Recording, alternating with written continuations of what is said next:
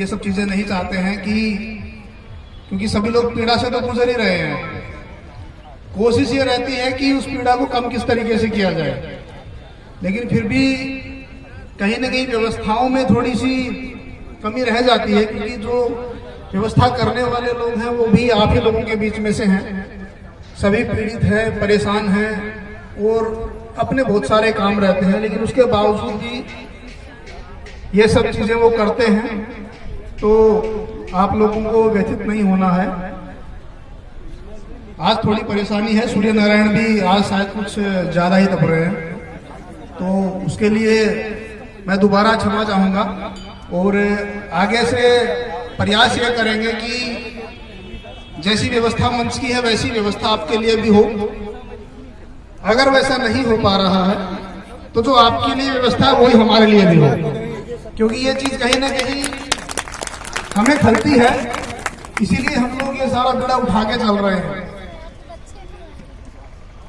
ऐसा होता है दोस्तों कि आप अपने बीच में देखते हैं कई तरह के लोग होते हैं, मस्खरे करते हैं, मजे लेते हैं। दूसरी तरह के लोग होते हैं जिनको आपकी पीड़ा सुनते ही आपके जैसी ही लगती है। तो हम आपकी पीड़ा को सुनने समझने वाले वही लोग हैं, इसीलिए हम उस कार्यक्रम को जितना जल्दी हो सके खत्म करने का प्रयास कर रहे हैं, क्योंकि हम देख रहे हैं कि धूप की वजह से बहुत सारे साथी यहाँ वहाँ कोनों में खड़े हैं और भी साथी जो धूप में बैठे हैं वो मैं मानता हूं कि बहुत ही ज्यादा धैर्यशाली, संयमी और जुझारू साथी हैं। खास करके माताएं बहनें जो हैं उनको हम नहीं चाहते ऐसे समस्याओं में देखना, लेकिन जब कुछ भी काम आप बड़ा लेके चलते हो तो उसमें छोटी मोटी समस्याएं आपको आएंगी, और वो समस्याएं जब आएंगी तब आप पलट के देखोगे तो वो समस्या ही आपका अचीवमेंट होंगी। आप उसी समय को याद करोगे जब आप सफल हो जाओगे।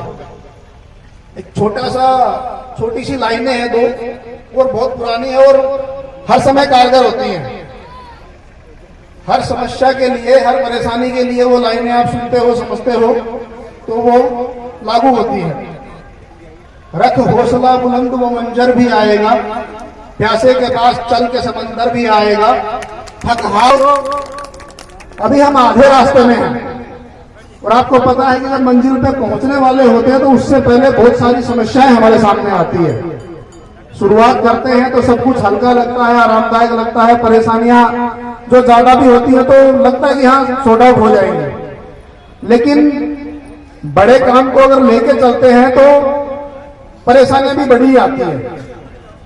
तो अभी आप लोगों का जो सहयोग है वो बहुत ज्यादा जरूरी है, क्योंकि आप लोग ही बनाने वाले हो और आप लोग ही बिगाड़ने वाले हो। ये आप लोगों ने किया भी है और आगे भी आप ही करोगे।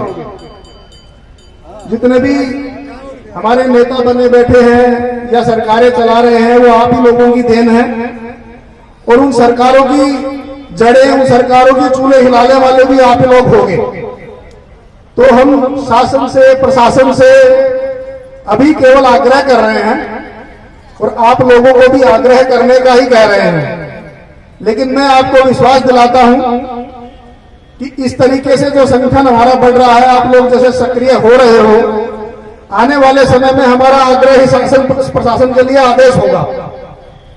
तो ये चीज आप अपने दिमाग में बिठा लीजिए, क्योंकि हमने जब शुरुआत की थी तो हम चुनिंदा लोग थे संगठन में।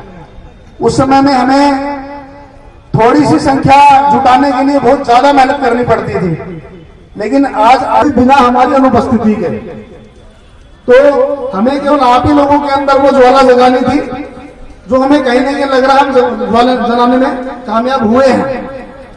तो ये जो चीजें आगे चल रही हैं, ये आगे जाके हमें लगता है कि हमारी आवश्यकता रहेगी नहीं कि कहीं हमें जाना पड़े। आप लोग सब इतने सक्षम होंगे या आपके बीच के लोग इतने सक्षम होंगे जो आपकी सारी समस्याओं को सॉर्ट आउट करवाएंगे।